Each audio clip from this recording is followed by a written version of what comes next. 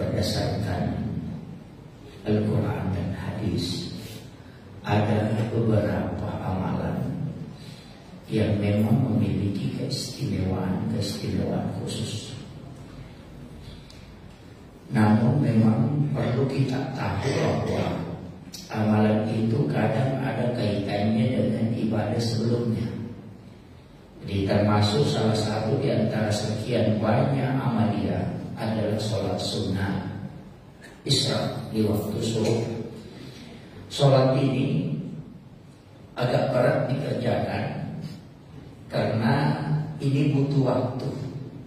Tapi bagi orang yang terbiasa dengan sholat subuh kemudian tinggal di masjid, itu agak mudah. Karena sholat ini Rasulullah mengatakan dalam hadis yang sahih, siapa yang melaksanakan sholat sunnah Isra itu satu kali, sama dengan dia melaksanakan ibadah umrah bersama aku 3 kali. Tamma, sempurna. Jadi ini sholat tidak sembarang. Karena sholat ini pahalanya sama dengan pahala umrah 3 kali dan bukan umrah sembarang. Itu umrah bersama Rasulullah. Kemudian Rasulullah mengatakan tamma, artinya sempurna. Jadi ibadah umrahnya sempurna bersama Nabi itu 3 kali. Hanya 1 kali dikerjakan.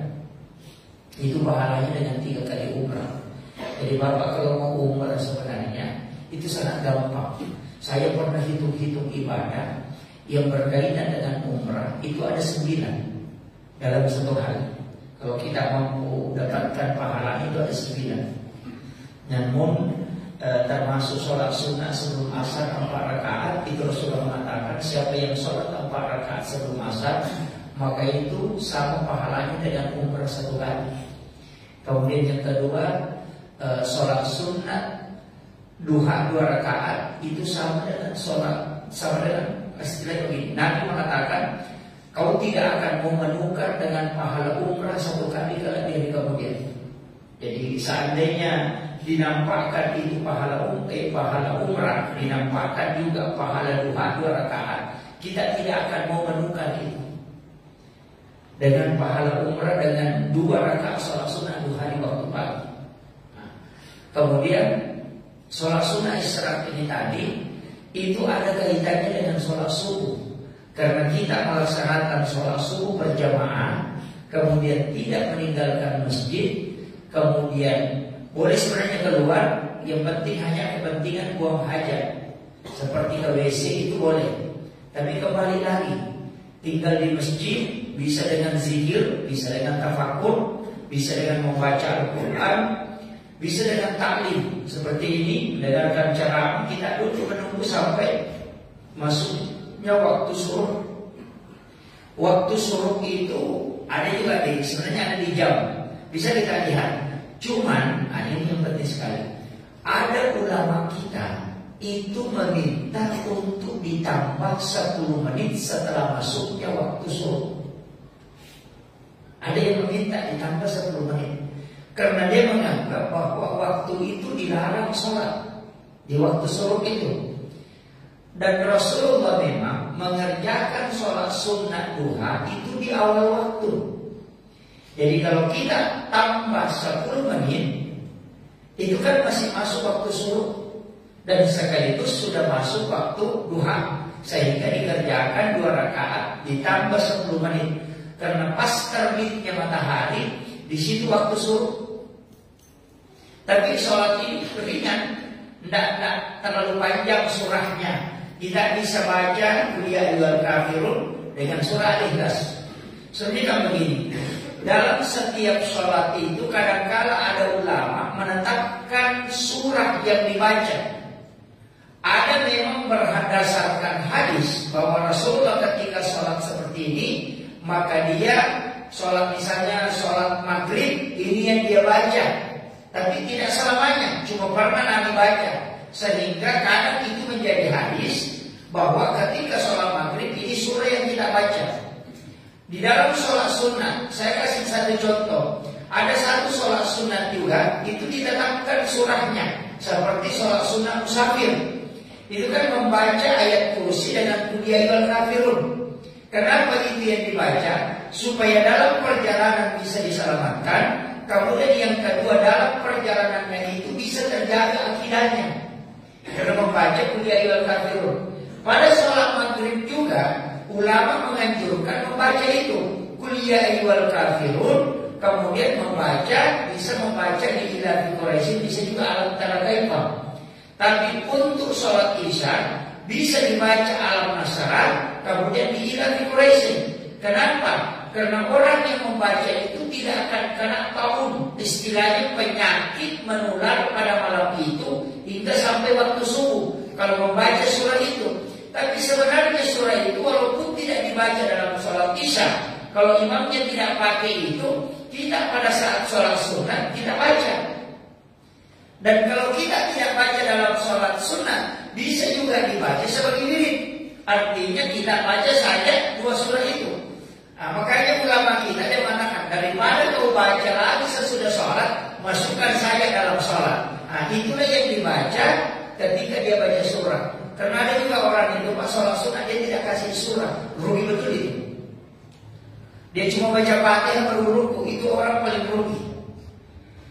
Karena dalam sholat itu satu huruf saja itu 150 hasanah. Kalau kita mengatakan sunnah, ya betul, sunnah memang, tapi kau rugi. Makanya saya mengatakan ada juga guru memang Pak sahabat caranya menjelaskan itu penjelasan hukum. Dia mengatakan kalau wajib dikerjakan dapat pahala, ditinggalkan berdosa, benar. Kalau haram dikerjakan berdosa, ditinggalkan dapat pahala, itu benar. Tapi kalau sunnah kadang salah. Dia mengatakan kalau sunnah dikerjakan dapat pahala, tidak dikerjakan tidak apa-apa. Itu jadi salah. Dikerjakan dapat pahala, tidak dikerjakan tidak apa-apa. Jadi dia bilang kalau tidak dikerjakan tidak apa-apa. Makanya muridnya tidak sholat sunnah.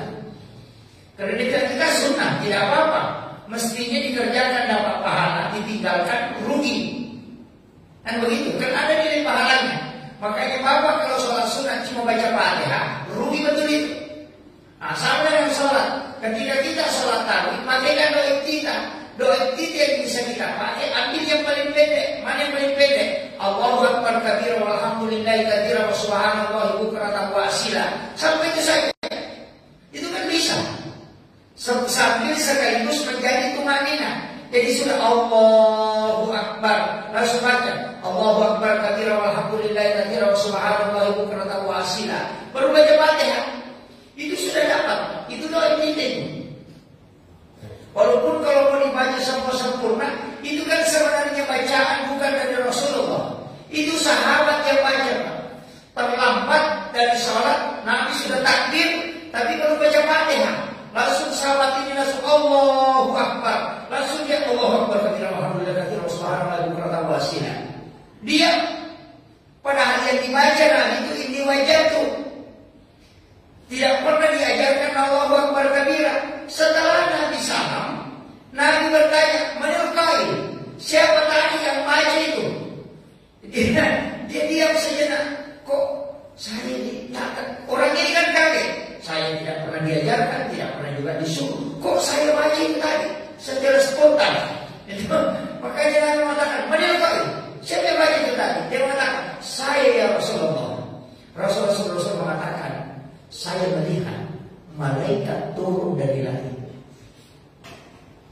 Di dalam riwayat mengatakan, ada yang mengatakan 12, ada yang mengatakan 27 malaikat turun dari langit berlomba mencatat apa yang kau baca itu tadi.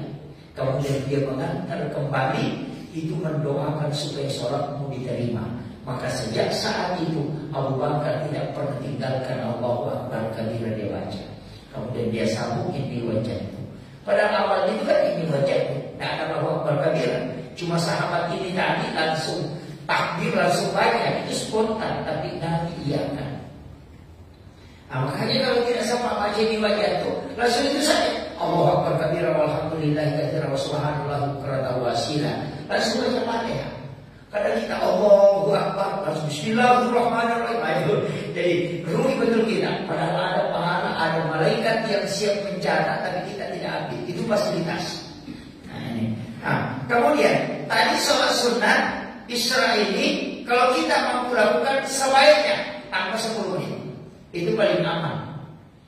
Nah, makanya saya itu kalau kerjakan, saya kan tanpa 10 menit. Itu kan waktunya agak lama. Itu sampai sekitar 10 menit waktunya. Jadi kalau ditambah 10 menit, jadi bisa dikerjakan dengan sholat sunat ini dalam jangka waktu 10 menit. Itu kan gampang. Tapi 2 rakaat aja palingan. Kalau kita pakai surah Ikhlas tidak salah. Itu aja tidak banyak. Jadi di sholat sama dengan umrah bersama Nabi itu tidak bisa kita dapat. Kita tidak bisa hidup di bersama Nabi karena kenapa? Kita akan hidup belakangan.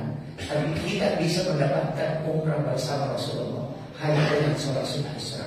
Tapi kuncinya jangan pulang ke rumah. Sudah sholat subuh tinggal di masjid, zikir, ngaji. Kalau sudah masuk itu silakan sholat. Nah, itu sholat sunnah Isra. Jadi itu luar biasa Pak. Ini sholat yang agak gampang dikerjakan. Kalau yang mau tinggal, tapi kalau yang buru-buru itu tidak bisa Pak.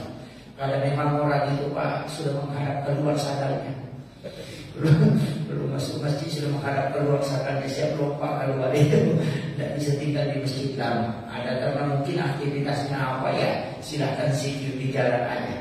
Jadi kalau orang selesai sholatnya ada aktivitas penting, silahkan zikir sambil berjalan, tidak masalah. Tapi kalau mau ambil afdalnya, iktikaf di masjid sejenak sambil menunggu waktu, maksudnya waktu suruh. Ini sholat. Kemudian sholat sunnah saya selesaikan tadi ini sholat sunnah musafir. Saya sampaikan begini. Itu sholat sunnah musafir. Saya pernah baca dalam satu kitab. Sayyidina Ali karramallahu wajhahu itu diajarkan oleh Nabi satu doa musafir. Jadi kita sholat sunnah 2 rakaat. Kemudian setelah selesai salam, jangan nomor 1, angkat kedua tangan berhadapan. Itu pas sejajar. Jadi tidak menghadap ke atas. Karena doa itu begitu Pak. Kalau doa untuk minta berkah itu menghadap ke atas kanan. Karena kiblat doa itu sebenarnya di atas, di langit. Untuk kiblat sholat itu Baitullah. Jadi kalau berdoa itu pasti mengangkat kepala, kemudian mengangkat tangan. Cuma mengangkat tangan ini doanya bermacam-macam. Kalau kita betul-betul membutuhkan, disunahkan untuk mengangkat tangan sampai tinggi, sampai kaki ini terbuka. Itu karena Nabi ketika memohon kepada Allah dengan sanad ketika mau perang itu mengangkat tangannya sampai kaki kelihatan, istilahnya terbuka. Ada juga memang orang berdoa di sini saja di bawah, ada juga begini saja, itu macam-macam. Tapi kalau khatib itu tidak, sebenarnya tidak boleh. Dimakruhkan untuk mengangkat tangan ketika dia berdoa. Itu khutbah Jumat itu. Makanya kalau khatib itu cukup meletakkan tangan, tidak usah angkat tangan. Kalau jamaah itu bisa mengangkat. Nah, itu kalau khatib tidak. Itu diajarkan. Sayyidina Ali itu kan diajarkan oleh Rasulullah mengangkat kedua tangan itu sejajar. Jadi dia tidak dibalik. Jadi disejajarkan kemudian baca. Innal ladzi farada 'alaikal Qur'ana laradduka ila ni'am. Hafal ini. Jika orang melakukan perjalanan itu sholat sunnah musafir, kemudian angkat kedua tangan, baca itu. Jadi lihat di tangan sebelah kanan, kemudian lihat ke kiri. Garis tangan itu dipertemukan. Dipertemukan ini kan ada garis tangan, itu dipertemukan. Kemudian kita baca itu tadi, innal ladzi farada 'alaikal Qur'ana laradduka ila ni'am. Jadi dari sini, innal ladzi farada 'alaikal Qur'ana laradduka ila ni'am. Nah, baru diusapkan ke badan, itu diusapkan ke badan. Itu Rasulullah sampaikan kepada Sayyidina Ali. Siapa yang membaca doa ini sesudah sholat sunnah musafir, tidak akan menetes darahnya, tidak akan robek kulitnya, dan tidak akan patah tulangnya hingga dia kembali ke tempatnya. Apa itu? Saya dapat ijazah itu langsung dari Gorontalo, baca kitab ini kemudian minta untuk diijazahkan. Ini pernah saya sampai hari ini masih berpikir, apakah berkah sholat sunnah musafir atau apa? Saya pernah mengalami satu peristiwa yang agak aneh, Pak. Itu di Wajo, saya pergi ceramah di Siwa, itu di Masjid Dekat Pasar. Itu ceramah maulid. Motor saya kan motor Mio itu waktu itu motor Mio. Itu saya dikasih ember, itu ember 20 yang 20 liter. Itu ember maulid. Jadi tidak kecil Pak, itu ember maulid itu dikasih saya itu satu ember 20 liter itu. Nah saya simpan di depan. Nah, motor Mio kan ada bagasi sedikit di depan, jadi cuma menyamping, jadi lutut saya tahan itu di sana motor Mio. Pas ada kampung di situ sebelum masuk giliran, kenapa penutup ember ini terbang? Padahal itu sudah diisolasi dan diikat tali rapian, tapi bisa terbang. Dan tadi itu masih ada tersilang begini di atasnya. Tapi terbang, pas terbang itu saya langsung pinggirkan motor itu turun di pinggir aspal karena pas turunan. Pas saya keluar dari jalan poros itu kasih ke pinggir jalan, ke bahu jalan, itu mobil di belakang, itu mobil pembawa kontainer itu langsung tabrak mobil PT yang ada di depan saya. Itu 3 orang meninggal. Seandainya saya tidak turun, itu pasti saya terjepit di antara itu. Tapi pas turun, itu kaca mobil itu masuk ke ember. Saya itu lama berdiri, mau bantu tidak bisa. Satu orang nanti orang banyak itu kalau ada yang dorong, kemudian itu meninggal 3 orang, termasuk sopirnya waktu itu meninggal. Setelah itu saya angkat ember, mau masukkan itu penutupnya tidak bisa karena ada talinya. Saya bilang, bagaimana caranya terbang ini penutupnya? Sampai di rumah itu saya selalu pikir. Dan songkoloknya dan kepiting di dalam itu saya sudah buang sebagian karena sudah ada pecahan kaca mobil di dalam. Sampai di rumah itu saya selalu berpikir, bagaimana caranya tadi itu terbang? Tapi lama-lama itu hampir 1 minggu baru saya selalu bagaimana awal saya bangun, bagaimana apa doa yang saya baca sehingga bisa seperti itu. Ternyata saya hanya mengingat bahwa sebelum saya berangkat itu memang melaksanakan sholat sunnah musafir 2 kali bolak-balik itu mau berangkat tapi tidak jadi. Tanya saya selalu menunggu dalam keadaan tenang baru bisa berangkat, tapi agak susah, makanya saya sholat sunnah musafir. Tapi mungkin berkah sholat sunnah musafir itu sehingga bisa diselamatkan oleh Allah. Jadi itu yang saya yakini bahwa tidak mungkin juga ini penutup ember terbang kalau itu bukan dari izin Allah. Karena itu bisa menyelamatkan itu. Geser aja sedikit, itu hanya sepersekian detik. Karena pas saya turun langsung saya kaget itu. Jadi ember itu sudah dari miring, saya cuma lihat itu mobil. Kaget karena itu langsung menghantam karena ternyata dia itu remblong dan ada jalanan jelek, makanya lompat kepalanya dulu baru dia hantam mobil PT yang ada di depannya. Dan ternyata saya mengatakan ini karena musafir, sholat sunnah musafir. Itu aja karena saya sudah amati apa doa nah kalian sudah biasa-biasa saja. Tapi saya ingat bahwa ada sholat sunnah musafir sebelum saya berangkat. Makanya saya persiapkan baca doa itu kalau dalam keadaan genting, karena biasanya itu kalau saya sholat sunnah musafir tidak serba waktu Pak. Nanti kalau misalnya dalam keadaan tidak tenang, kayak hati berdebar-debar atau ada hal-hal lain, itu saya sholat sunnah musafir. Tapi kalau tidak, agak tenang, saya cuma doa musafir saja. Tapi kalau agak berat, saya akan sholat sunnah musafir. Jadi itu sholat sunnah musafir seperti itu. Jadi jangan sentuh badan setelah salam, langsung mengangkat tangan kemudian baca innal ladzi farada 'alaikal Qur'an la radduka ila mi'ad. Kalau sudah apa nih? Belum puas. Ini pendek aja nih. Tidak salah hal itu. Itu doanya aja. Jadi bukan di dalam sholat setelah salam baru kita baca itu. Itu sholat sunnah musafir. Kalau mau melakukan perjalanan insya Allah. Jadi kita diajarkan para ulama kita dan saya pernah memang temukan itu di kita. Kemudian ada juga satu sholat. Ini sudah dekat. Sholat sunnah utama. Ini sholat sunnah utama dikerjakan di bulan Syawal. Saya hampir 18 tahun sudah kerjakan sholat ini. Dan saya tidak pernah tinggalkan. Saya itu kurang memperhatikan puasa sunnah Syawal. Terserah. Yang saya selalu wanti-wanti itu, ini sebelum sholat sunnah utama. Pas hari raya Lebaran Idul Fitri, langsung saya start lakukan itu. Biasa saya kerjakan di waktu duha, biasa saya kerjakan di waktu tahajud. Kalau siang kita ambil di waktu duha, bagusnya diniatkan sekaligus duha. Karena sholat sunnah itu seperti itu Pak. bisa dilihatkan dua. Bapak terlambat masuk ke masjid, misalnya tinggal 2 menit, waktu iqamah. Nah bapak mau sholat sunat di masjid, mau juga sholat sunat dulu. Bagaimana caranya? Niatkan dua-duanya. Satu sholat, 2 pahalanya. Itu boleh. Kalau sunnah, yang tidak boleh itu wajib. Kalau wajib itu tidak boleh diganda. Yang boleh diganda itu sunnah. Makanya kalau bapak puasa Ramadan, puasa wajib, dapat hari Senin, niatkan juga puasa sunnah Senin. Jadi dapat puasa Ramadan wajib, dapat puasa sunnah hari Senin. Kamis juga begitu. Kalau dapat hari Kamis, niatkan puasa Ramadan hari Kamis itu, niatkan juga sekaligus niat puasa sunnah. Tidak dapat pahala puasa wajibnya, dapat juga pahala puasa sunnahnya. Jadi jangan lupa. Itu kan niat begitu. Bisa digabungkan. Nah, nanti sama dengan ini.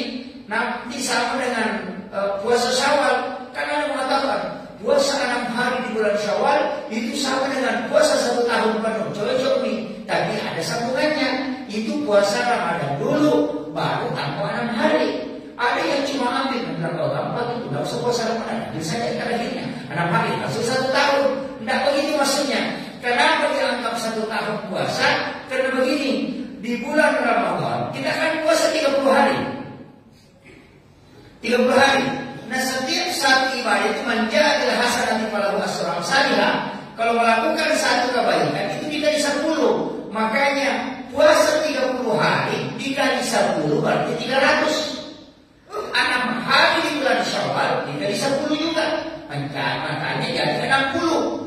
Jadi 300 di bulan Ramadan nilainya, ditambah 60 di luarnya, 360. Nah dalam 1 tahun itu 360 hari.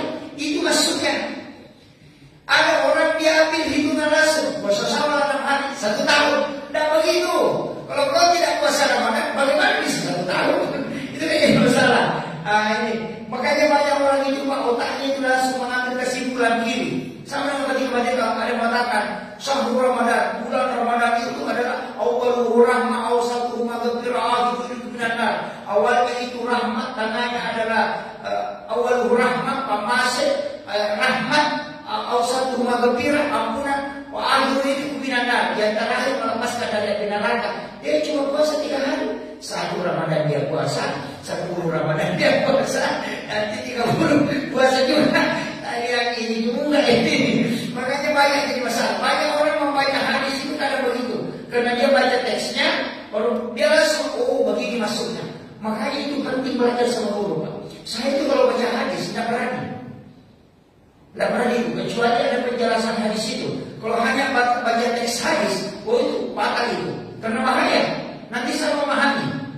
Makanya saya tidak, ketika ada mengatakan siapa yang mendahului imam, siapa yang mendahului imam, maka dia akan mendahului imam masuk surga. Kalau itu bawa ke dalam sholat, maka itu batal. Makanya ada orang belum ruku imam, dia sudah ruku, belum naik imam langsung Allah.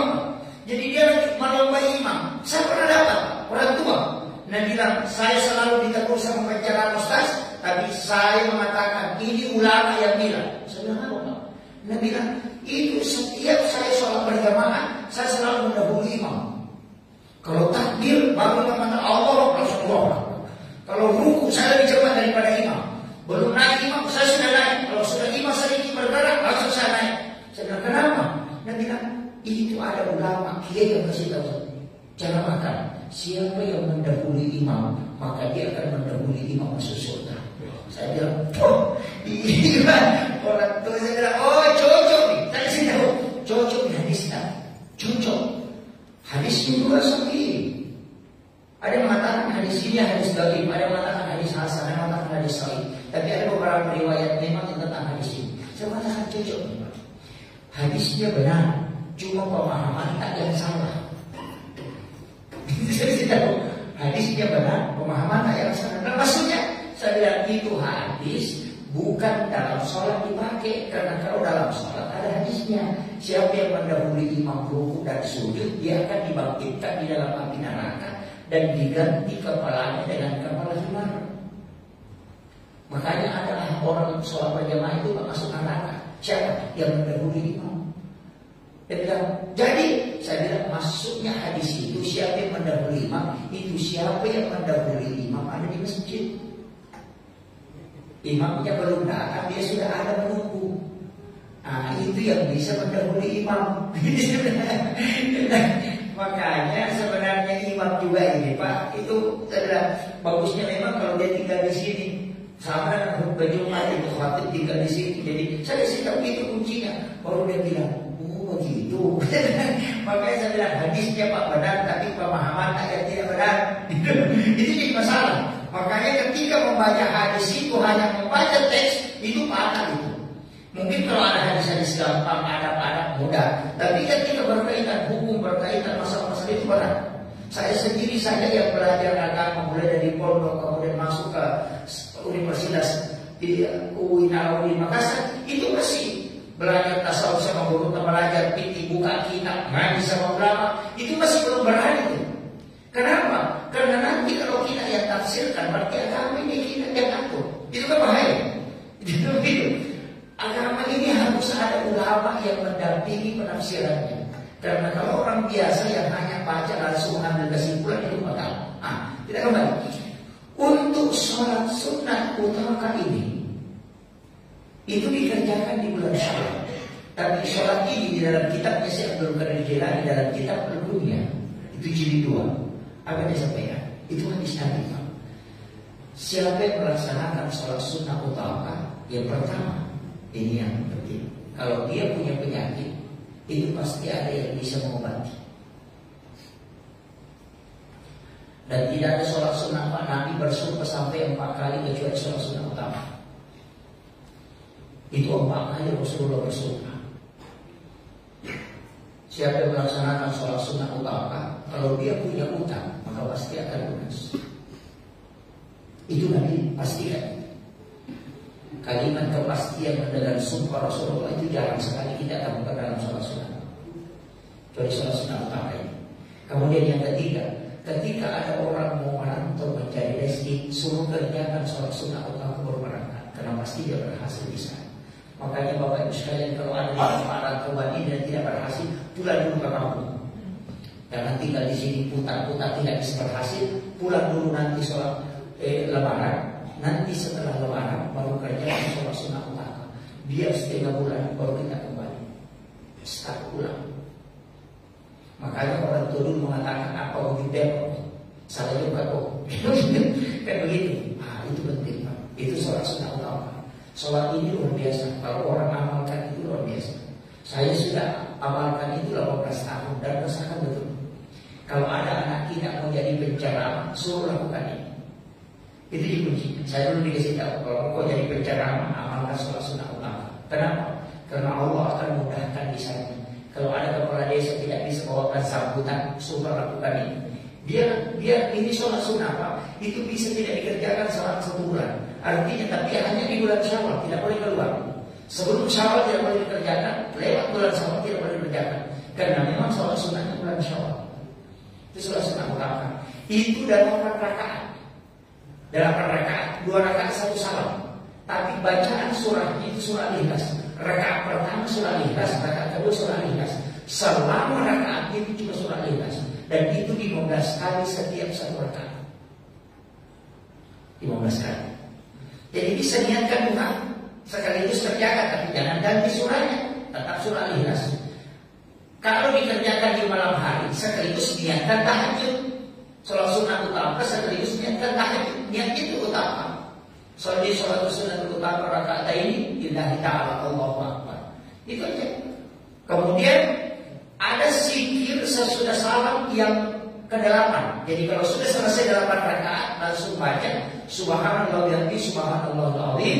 Kemudian yang kedua Allahumma sholli ala sayyidina Muhammad wa ala sayyidina Muhammad. Itu masing-masing 70 kali. Itu aja caranya Pak. Tapi kalau Bapak punya penyakit dan tidak ada dokter yang bisa sembuhkan, amalkan itu. Maka dalam mimpi itu bisa diajarkan. Ada kisahnya itu Imam Kudang, yang sudah zaman lewat. Imam Kudang, kisahnya Imam Kudang itu dia kan tinggal di kampungnya. Kemudian ada anak muda di Mesir itu kena penyakit mata. sampai matanya sudah mau keluar biji matanya. Semua dokter sudah angkat tangan. Tapi anak muda ini melaksanakan sholat sunnah ulama. Setelah selesai melaksanakan sholat sunnah ulama, dia baring karena sakit matanya. Dia baring itu di atas sajadahnya. Ketika terbaring dalam sajadah, di atas sajadah itu, dia ketiduran. Dia tertidur. Setelah tertidur, dia mimpi ketemu dengan Imam Al-Qudamah. Kemudian diludahi matanya. Diludahi. Jadi diludahi matanya, kemudian dia usap matanya setelah mimpi diludahi, dia usap begini. Ternyata itu matanya lagi masuk. Dan itu hari juga itu sembuh. Setelah ditanya, siapa yang mengobati matamu? Karena kok bisa sembuh? Sudah mengatakan Imam Al-Qudamah, itu penulis kitab Al-Mu'min. Itu ulama Imam Al-Qudamah. Langsung orang tidak percaya, di mana kau tidak meninggalkan rumah Al-Qudamah? Kan jauh, hampir 100 kilometer perbedaan jarak jauhnya itu. Padahal dulu kan belum ada mobil, tidak mungkin bisa sampai ke sini. Dia bilang tidak, dia mengobati saya. Setelah ditanya Imam Al-Qudamah, ditanya, katanya kau yang mengobati itu anak muda yang kena penyakit mata di Mesir. Apa kata Imam Al-Qudamah? Kalau dia mengatakan saya yang mengobati, betul itu. Kenapa? Karena Imam Al-Qudamah mengatakan saya sambil membaca Al-Quran kemudian tertidur. Tapi di dalam tidur itu datang Rasulullah menghampiriku dan memintaku untuk meludahi matanya anak muda itu. Itu Pak sholat sunnah utama. Makanya kalau orang punya penyakit, dokter tidak bisa temukan, suruh amalkan itu. Itu bisa dikerjakan hanya sekali dalam 1 bulan itu. Tapi sebaiknya kalau mampu setiap hari. Itu paling bagus. Tadi gunanya kalau orang mau merantau, suruh kerjakan, insya Allah berhasil itu. Yang kedua, kalau ada utangnya dia tidak mampu lunasi, suruh kerjakan. Allah akan bukakan pintu rezeki segala besar. Itu Nabi bersumpah itu. Kemudian yang ketiga, kalau kau punya penyakit pasti bisa disembuhkan dengan itu. Kemudian orang yang tidak bisa bicara akan diberikan ilmu hikmah.